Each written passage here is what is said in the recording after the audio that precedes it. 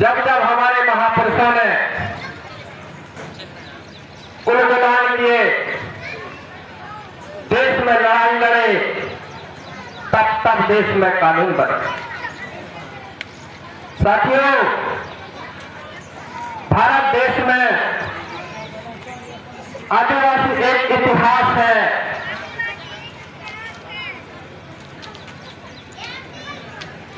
जो कोई आदिवासी के साथ टकराएगा औंधे मुंह मिलेगा, क्योंकि जब से भारत देश में आदिवासियों ने लड़ा है तब तक देश में कानून और संविधान नाम की चीज बना।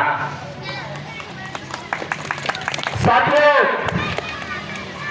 आज जो है हमें ये परिणाम सुरक्षित नजर में नहीं आ रहा।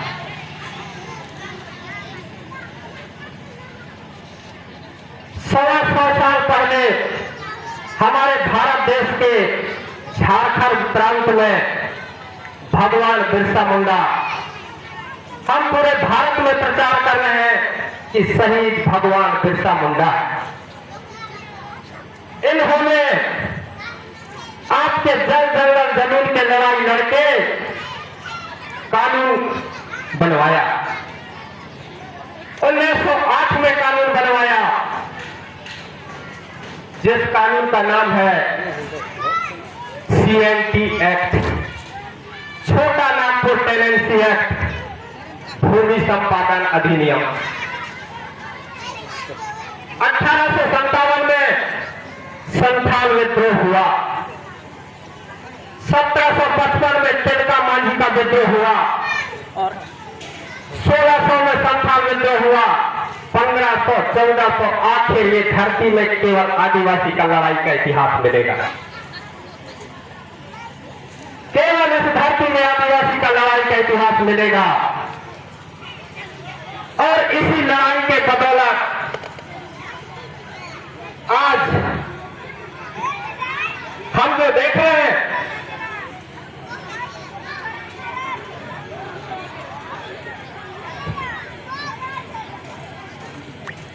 भारत में जो केवल आदिवासी का लड़ाई का इतिहास मिलेगा, आदिवासी को किसी ने गुलाम नहीं बना पाया।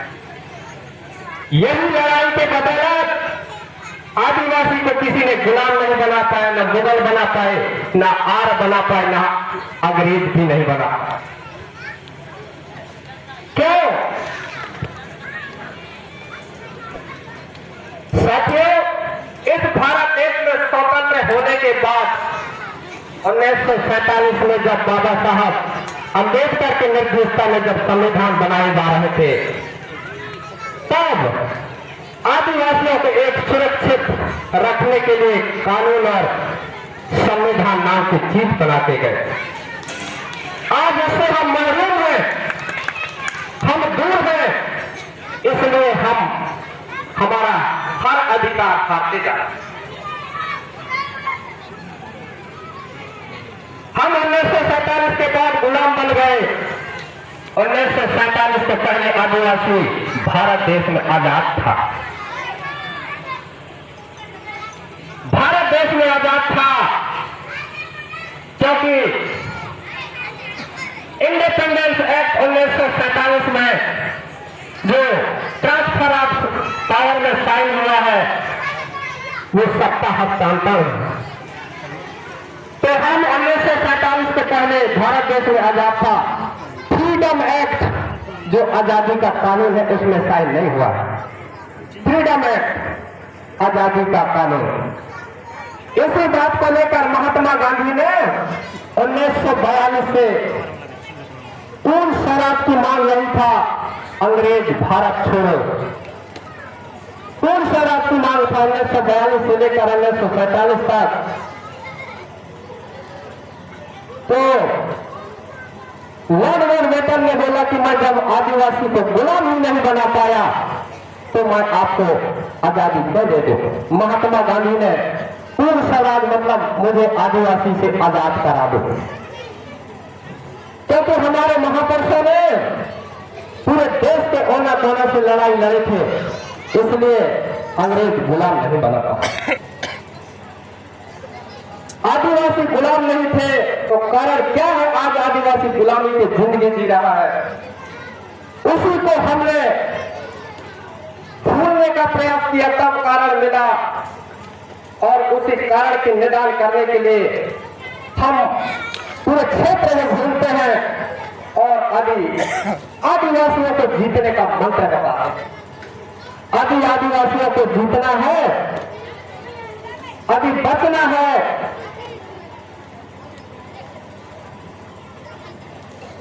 आदिवासी को बचना है तो कुछ रास्ता पर चलना पड़ेगा, अन्यथा अभी हम सुन रहे हैं मध्य प्रदेश में 2,500 गांव स्थापन होने वाला है। अभी 25 साल के बाद अभी तो हमें खबर मिल रहा है कि मध्य प्रदेश में 2,500 गांव स्थापन होने वाला है। कोई रानी दुर्गावती नहीं है, कौन लड़ेंगे? अब एक आदमी को रानी दुर्गावती, राजा शंकर शाह, कुंवर रघुनाथ शाह, बिरसा मुंडा बनना पड़ेगा। ये समय की मांग है,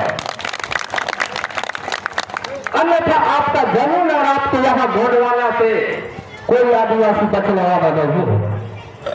कोई आदिवासी बचने वाला नहीं है। मुझे ये नजर आ रहा है, किसी को नजर आए या ना आए, लेकिन मैं एक IQ हूं, मैं दूरदर्शी का, मैं सामाजिक वैज्ञानिक हूं, इसलिए मुझे नजर आ रहा है कि इस धरती में केवल यदि बचना है तो शंकर शाह, रघुनाथ शाह, कुंवर रघुनाथ शाह, रानी दुर्गावती जैसे लोगों को पुनः इस धरती में पैदा करना होगा।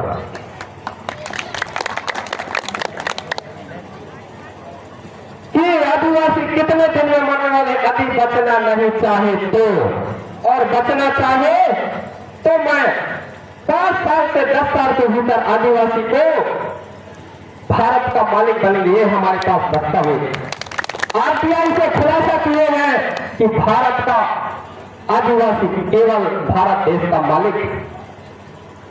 अभी बचना चाहेंगे तो 5 साल से 10 साल के भीतर भारत का आदिवासी मालिक बनेगा। हमारे पास प्रमाण भी है, हमारे पास प्रूफ भी है, क्योंकि हमारे बुद्धिजीवियों ने ब्रिटेन से RTI से खुलासा करके मांगकर दिखा रहे हैं कि आदिवासी को बचना है, मालिक बनना है तो पुनः अपने अधिकार को समझना पड़ेगा।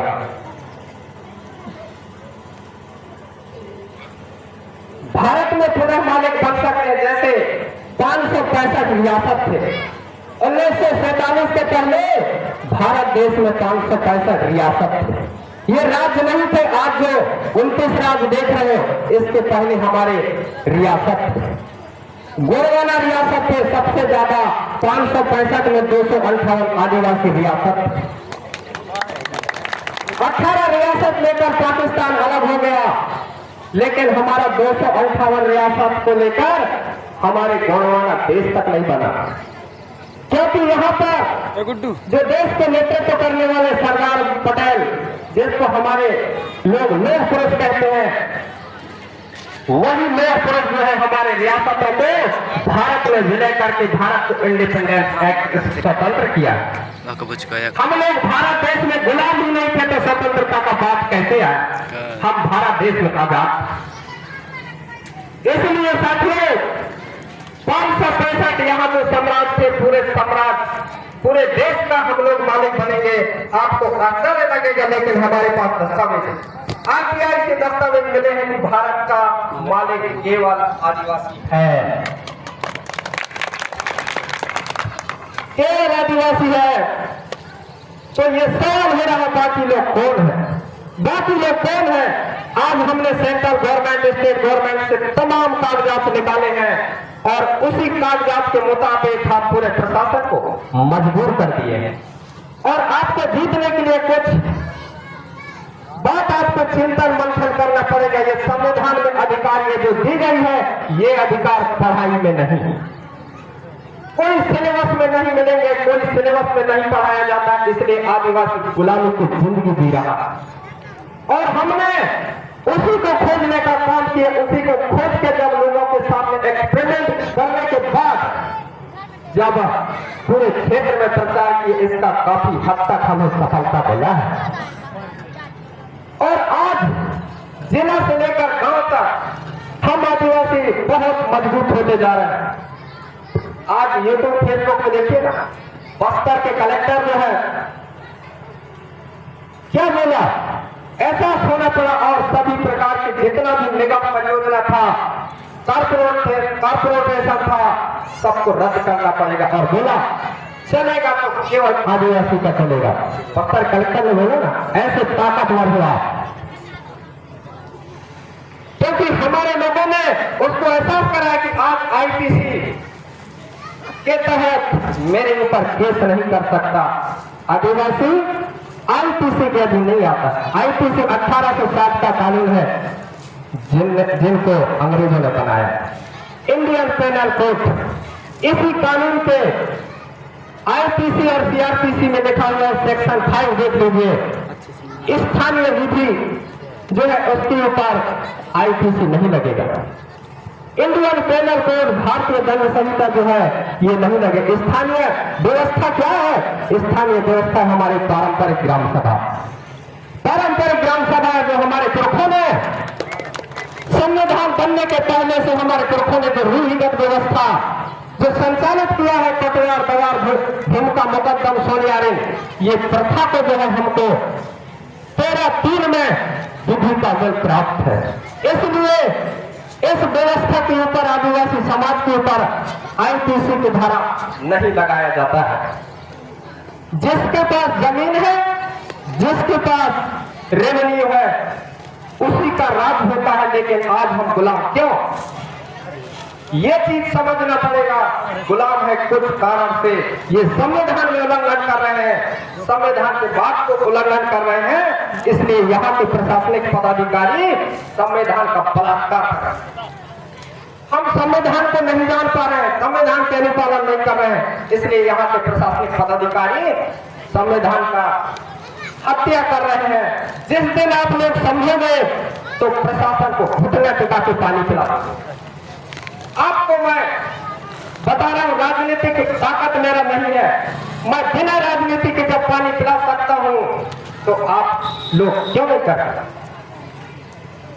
आप आदिवासियों पे वो ताकत है जिस दिन अपने पूर्वजों के इतिहास को जान लो, उनके काम और परिचिन्हों पर चलना शुरू कर दो। अब उनके सिर्फ शहादत बना, ये कौन सा शहादत? क्या हम शहादत बना के आदिवासियों को बचा पाएंगे? नहीं। आज डिंडोरी जिले में देखो, राघोपुर बांध में 52 गांव स्थापित हो रहे हैं। कौन आएगा वहां बचाने के लिए?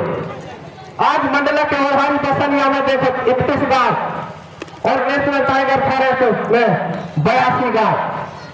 कौन आएगा वहां को बचाने के लिए?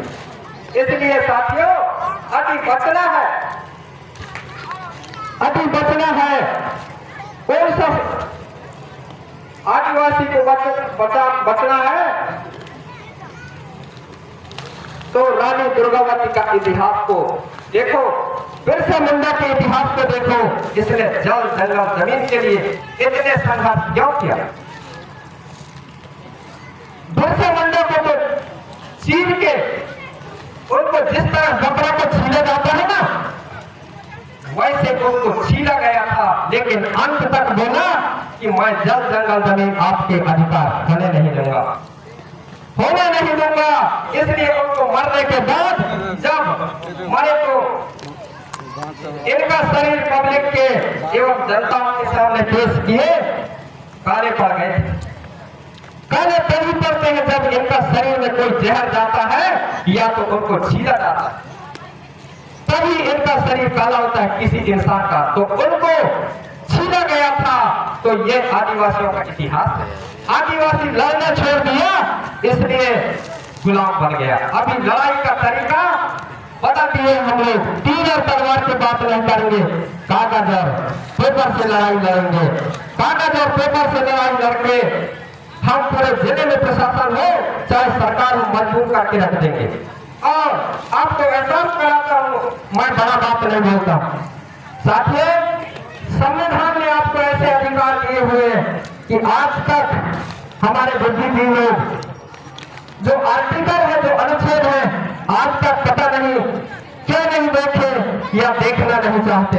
हमारे समाज में बहुत सारे बुद्धिजीवी हैं, लेकिन संविधान के बारे में किसी ने नहीं रखा। हमारे संविधान में जो है मौलिक अधिकार 12 से शुरू होते हैं। 12 में जो है आपको स्थानीय प्राधिकारी लोकल अथॉरिटी, जिसको मुकदम में जो है लोकल प्राधिकारी के रूप में दर्ज है। और 13 में क्या लिखा हुआ है? 13 में लिखा हुआ है मूल अधिकारों से असंगत या अल्पीकरण करने वाली विधियां।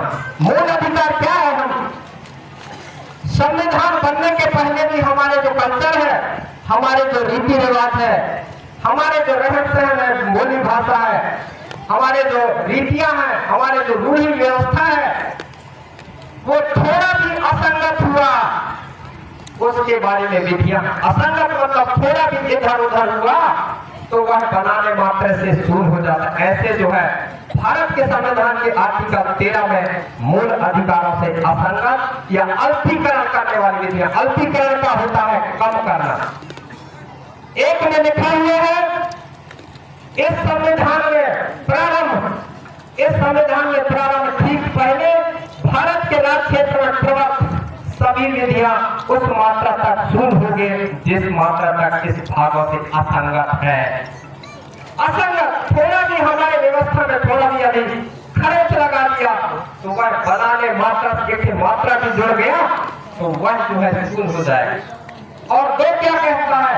राज्य ऐसे कोई विधि नहीं बनाएगा जो हमारे प्रदत्त अधिकारों को छीनती है या नियम करती है। अभी बनाने मात्रा तक अभी हमारे अधिकारों को थोड़ा भी नियम करती है, कम करती है तो वह बनाने मात्रा से शून्य हो जाएगा।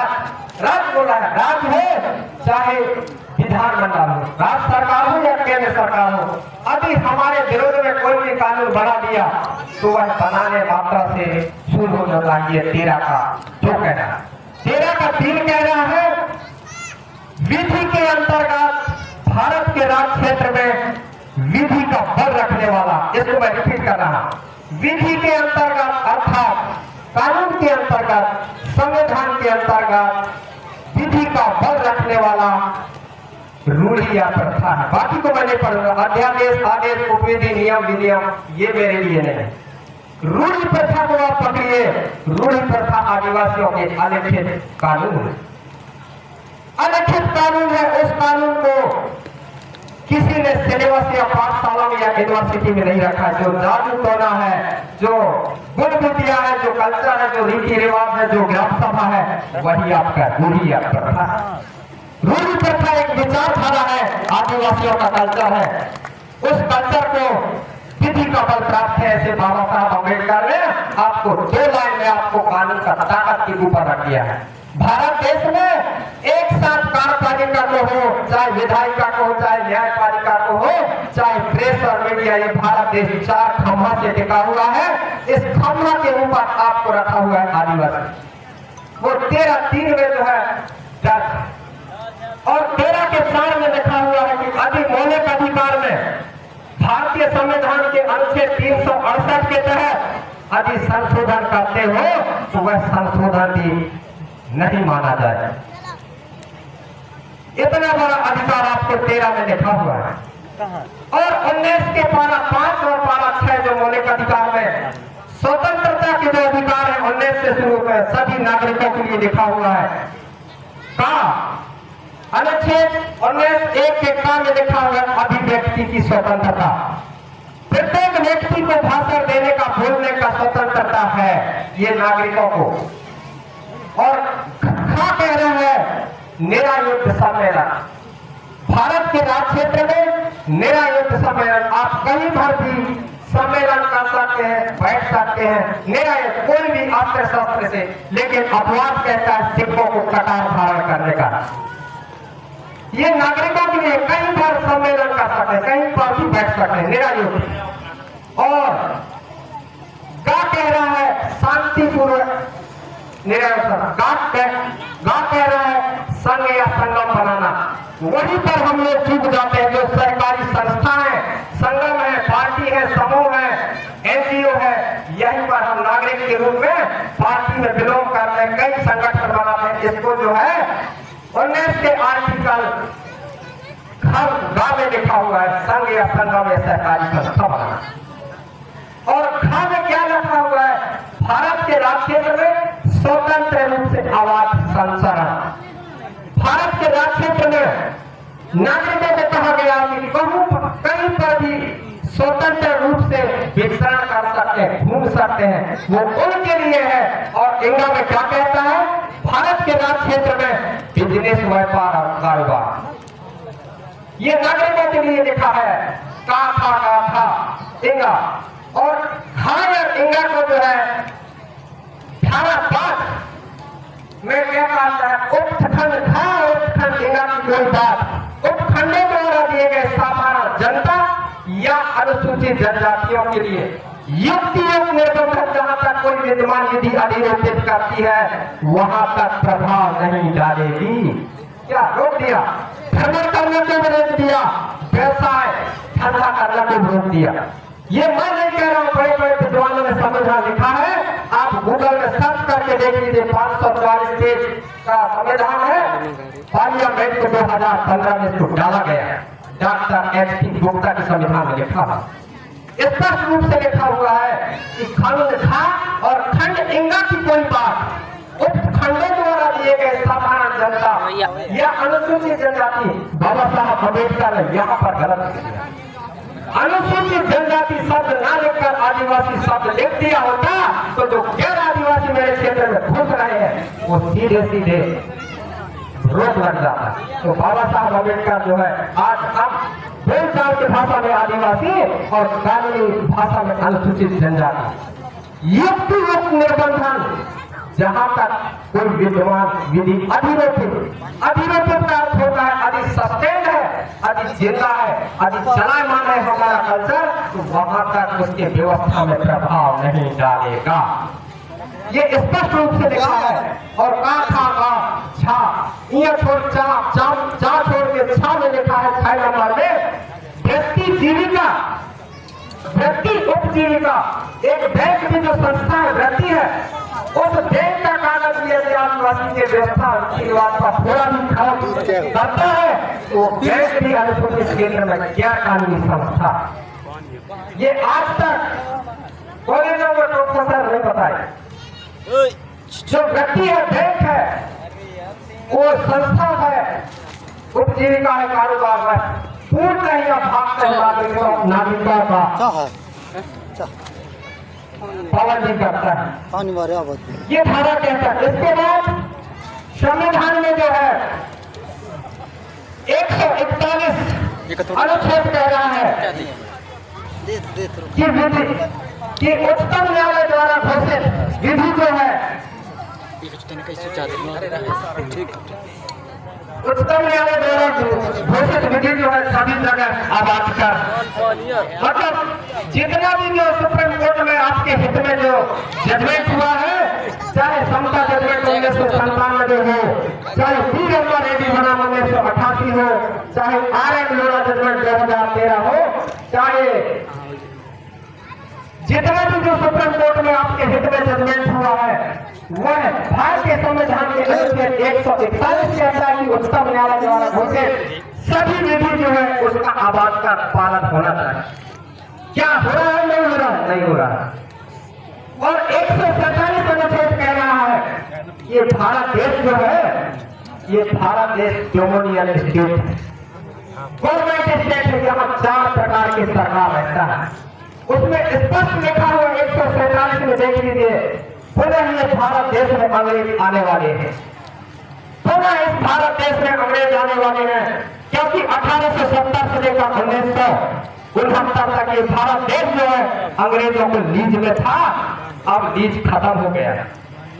ये 147 अनुच्छेद देखिए भारतीय संविधान के अनुच्छेद में, उसमें इंडिपेंडेंस एक्ट 1947 और गवर्नमेंट ऑफ इंडिया एक्ट 1935 के तहत चलेगा।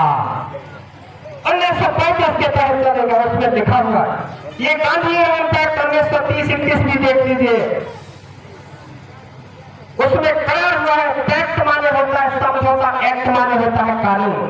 उसमें लिखा हुआ है कि राजेंद्र प्रसाद, डॉक्टर राजेंद्र प्रसाद और महात्मा गांधी, पंडित जवाहरलाल नेहरू, इन सभी लोगों को गांधी रिजर्व एक्ट में साइन करवाएं कि जब भी ये देश का नींद समाप्त होगा तो हम पुनः ये देश में आने वाला, ये कानून रूप में लिखवा लिए। लेकिन आज तक संविधान के तहत हमको अधिकार नहीं मिला। तो साथियों, 275 एक में जो हमारे लिए सेंसियत लेती है, ट्राइबल सेंसियत लेती जो आदिवासियों के उत्थान के लिए जो संविधान में दिए हुए, हम लोग बोलते हैं कि हम जब तक एमएलए एमपी नहीं बनाएंगे तब तक हमारा विकास नहीं होगा। साथियों, 275 एक की राशि हमको सरकार दे दे, हमारा विकास हम स्वयं करें, हम स्वयं कर लेंगे, क्योंकि हमारे लिए एक विशेष बजट का प्रावधान सेंसियत में दी। और भारतीय संविधान के आर्टिकल 244(1) के भाग खा के पारा 5 में आप देखिए, इस संविधान में किसी बात के होते हुए भी 1950 के संविधान में अभी पार्लियामेंट के अंदर कोई बात भी हो गया तो भी संसद का या विधानमंडल का कोई भी विशिष्ट अधिनियम अनुसूचित क्षेत्र में लागू नहीं होगा, अथवा लागू होगा तब कैसे? अपवाद और उपांतरों के अधीन रहते हुए लागू होगा। तो अपवाद क्या है, उपांतर क्या है? यही आपका अपवाद और उपांतर रूढ़ी प्रथा, ग्राम सभा है, यही आपका कल्चर है, रहन सहन है, रीति रिवाज है। इसलिए बोला जाता है कि लोकसभा में विधानसभा सबसे बड़ा ग्राम सभा। वो ताकत आपके पास है। हमारे 5वीं अनुसूची में देश के अंदर देश और कानून के अंदर कानून लिखा हुआ है, वहीं पर हमारा गोंडवाना राज छुपा हुआ है, गोंडवाना देश छुपा हुआ है। जिस दिन हम 5वीं अनुसूची के पूर्ण रूप से परिपालन करेंगे, उसी दिन हमारा गोंडवाना राज का सपना देखने में मिलेगा, गोंडवाना राज देखने को मिलेगा। जिस दिन शेड्यूल 5 तो पढ़ेंगे, 3 पेज का है, उसमें कार्यपालिका शक्ति का एक्सटेंशन जो पावर है विस्तारीकरण हुआ नहीं। ये 244(1) के भाग का के पारा 2 देख लीजिए, अनुसूचित क्षेत्र में किसी राज्य के कार्यपालिका शक्ति के बारे में लिखा हुआ है। ये जो कलेक्टर है, अपने डिंडोरी मंडला बड़वानी झाबुआ के जो कलेक्टर है, इसको जो चेयर का अधिकार मिला हुआ है आपके पद के अधीन है, आपके रूढ़ी प्रथा ग्राम सभा के अधीन है, आपके कल्चर, आपके रीति रिवाज, आपके संस्कृति के अधीन है। आपके ऊपर इसको जो है एक्सटेंशन, आपके ऊपर इसको कानून बनाने का शक्ति दिया भी नहीं। ब्रिटेन के पार्लियामेंट से जब राज्यपाल को नहीं दिया तो ये कलेक्टर को कैसे मिले? ये आपको समझना पड़ेगा। शेड्यूल 5 में आपको जो ताकत दिया हुआ है, मैं यहाँ वहां का बात नहीं बता रहा, मैं संविधान में आप खोल के देख लीजिए। और भाग खा के पारा 4 में कहता है जो ट्राइबल एडवाइजर कमेटी, जनजाति सलाहकार परिषद, उनको जो है अपने क्षेत्र में भेजता, वहां के जो मेंबर है 15 एमएलए होते हैं और 5 समाज के मनोनीत जो 20 लोगों का कमेटी है, 15 में से जो है सीएम जो है एक अध्यक्ष के रूप में रहता है और पूरा आदिवासी होता है। एक गैर आदिवासी होता है जो सीएम होता है, वो अपने गांव भेजते कि हम फलानी योजना ला रहे हैं, क्या आपका मुकदम की अध्यक्षता में ग्राम सभा होता। ये पेशा ग्राम सभा नहीं, पारंपरिक ग्राम सभा। ये पेशा ग्राम सभा साल में 4 बार लगता है, 15 अगस्त, 26 जनवरी, 2 अक्टूबर और 15 अप्रैल। ये सरकारी ग्राम सभा है। ये पेशा ग्राम सभा जो है गैर कानूनी संस्था है, इसका नोटिफिकेशन आज दिनांक तक नहीं हुआ। ये पार्लियामेंट का कानून है, 1996 का कानून है। ये दिलीप सिंह भूरिया के द्वारा आदिवासी सीएम बनने के लालच में इस पेशा को लाया गया। पेशा अर्थात होता है panchayat extension to schedule area act. ये 5वीं अनुसूचित क्षेत्र के लिए कानून बनाया है, लेकिन यही संविधान में लिखा है आर्टिकल आर्टिकल 243 एम देख लीजिए कि ये पेशा कानून जो है ये अनुसूचित क्षेत्र में असंवैधानिक है। 243 जेड सी भी देख लीजिए कि अनुसूचित जिला में यदि नगर पालिका है वो नगर पालिका भी एमसी के तहत जो है गैर कानूनी है। इसका नोटिफिकेशन माननीय राज्य के राज्यपाल के द्वारा आज दिनांक तक नहीं हुआ है। हमारे पास एविडेंस है, इसलिए हम हिम्मत से बोलते हैं। जितने भी जो कानून बने हैं भारत देश के अंदर अभी फिगर मेरे पूछे बने हैं तो वह कानून भारत के संविधान के आर्टिकल 13(2) के तहत शुरू हो सकता है। ये आपको ग्राम सभा में निर्णय करिए और राज्यपाल को लिख के दे दीजिए। भारत के संविधान के आर्टिकल 13(2) का अनुपालन करते हुए और भारत के संविधान के 13(3) का उपयोग करिए, आपको स्वतः आपका अधिकार प्राप्त हो जाएगा। ऐसे अधिकार आपके संविधान में दिया हो। इसलिए साथियों, आप संविधान विधान बराबर संविधान, ये संघों का विधान है लेकिन आदिवासी का जो विधान है वो अलिखित है। जब जब आदिवासी देश में उलगुलान करेगा तब तब देश में कानून बना। आदिवासी भारत देश में कानून इतिहास है। जिस दिन आदिवासी का खोपड़ा घूम गया उसी दिन देश में कानून बन जाता है। ऐसा हमारे आदिवासियों में जुनून। आज नर्मदा जी जो है कौन सा समाज का कोई उल्लेख करेगा जो आदिकाल से लेकर अनादिकाल तक आपको एक पानी भर के प्यास बुझा रहा है? वो भी एक आदिवासी समाज है। आदिवासी जिस दिन घूम गया, जिसका खोपड़ा घूम गया ना, तो जितना पावनगढ़ में देवी देवता है उसको खाने तक को नहीं मिलेगा। तो इस धरती में पहला इतिहास जो है आदिवासी, इस धरती में पहला कदम रखने वाला आदिवासी। जितना भी देवी देवता है वो आदिवासी से पहले इस धरती में किसी ने कदम नहीं रखा, वो आदिवासी। इसलिए साथियों हम गरज के बोल रहे हैं, अभी जितना भी देवी देवता है हम उनके दिए नहीं जलाएंगे, उनको अगरबत्ती नहीं जलाएंगे तो भूखन के मर जाएंगे। तो साथियों हमारी आस्था, हमारे पूर्वजों की आस्था है पहला, उनको पूजा करके हमारे 52 संतावन परगना में रियासत चलाते थे। उनको पूजा करके उनको आस्था देकर हमारे 52 संतावन परगना में रियासत चलाते थे। तो हमारे पूर्वज है, देश शक्ति है, उनको भूलना नहीं चाहिए। ये रूढ़ी प्रथा अंतर्गत उनको जागृत करना चाहिए। हम बोलते हैं कि दुनिया के आदिवासी एक हो, हम बोलते हैं कि दुनिया के आदिवासी एक हो। हम कैसे एक होंगे? क्योंकि सबका स्वार्थ होता है। हमारे पास 10 ठो नेता है, सबका स्वार्थ, तो हम कैसे एक होंगे? हम बोलते हैं कि एक तीर एक कमान, सारे आदिवासी एक समान। आदिवासी समाज तो एक टमाटर की तरह हो गया है। क्रिश्चियन में भी मिलाओ, राधा स्वामी में मिलाओ, जितना भी संगठन है सब में मिलाओ और टमाटर बना के उसको खा जाओ। ये ऐसा आदिवासी समाज की एक पहचान। इसलिए साथियों ग्राम सभा को सक्रिय के लिए, ग्राम सभा में वो ताकत है कि किसी को फांसी तक देने का ताकत है। ऐसा ग्राम सभा में विधि का बल है। अभी जो आदमी दुश्मन हमारे साथ लड़ेगा, यहाँ से हम ऐसा पाएंगे, ऐसा करेंगे तो वो वहां जाके मतलब ऐसा ताकत आपके पास है, पूर्वजों ने दिया। इस ताकत को जगाना होगा। ये ताकत आपके पास है ग्राम सभा। ग्राम सभा बंगाल का भाषा है, हमारी घोड़ी को मांडी बोला जाता है। हर समाज का एक व्यवस्था है। संथालों में राजीपाला होता है, मुंडा में मुंडाई व्यवस्था होता है, मानकी मुंडा होता है। हमारे घोड़ों में जो है मांडी व्यवस्था, जिसको ग्राम सभा नाम दिया। एक साथ हम जहां पर बैठ जाए वो ग्राम सभा हो जाता। तो साथियों ग्राम सभा को आप पूर्ण रूप से पालन करिए। हमारे मुकदमा व्यवस्था को जगाइए, हमारे पूर्वजों के रास्ता पर चलिए। आपका 100% अधिकार मिलेगा, कोई नहीं रोक सकता। ये जितना भी प्रशासनिक पदाधिकारी है, ये आपके ऊपर ये कोई भी कानून नहीं लगा सकते जब तक आपको नहीं पूछेंगे। ऐसे ताकत है ग्राम सभा 13 दिन।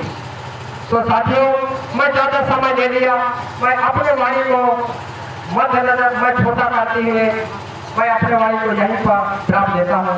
दादा दादा सेवा जोहार का राजा शंकर साहब, कुंवर रघुनाथ साहब,